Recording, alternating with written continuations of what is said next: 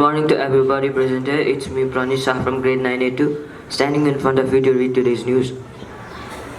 Let's start with the international news. US strikes inside Iran. The United States launched a wave of airstrikes targeting control hubs in Iran. US military specially targeted three types of operational hubs. There are drone ground control hubs, radar and surveillance hubs, air defense hubs. Philippines earthquake. Rescue operations continue in the Philippines after a massive 7.8 magnitude earthquake struck, killing at least 32 people, collapsing buildings and targeting localized tsunami warnings.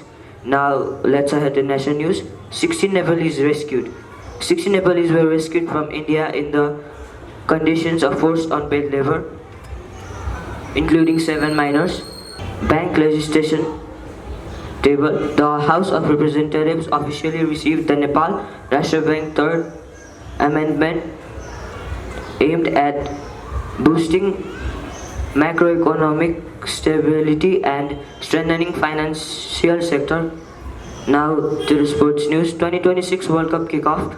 The historic 48-team FIFA World Cup officially begins today, June 11, with co-host Mexico playing in the first opening match.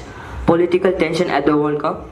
Iran Sports Minister Ahmad Donyamali issued a formal warning stating that Iran will stop its World Cup matches and refuse to play if unauthorized protests, flag or anti-regime slogans are chanted on by the crowd inside the stadium. Today's word of the day is superfluous, meaning more than what is needed, extra, that is unnecessary. Thought of the day: doubt is only removed by action. If you are not working, then their doubt comes in, meaning we only feel self-doubt when we know deep down that we haven't worked hard. Thank you.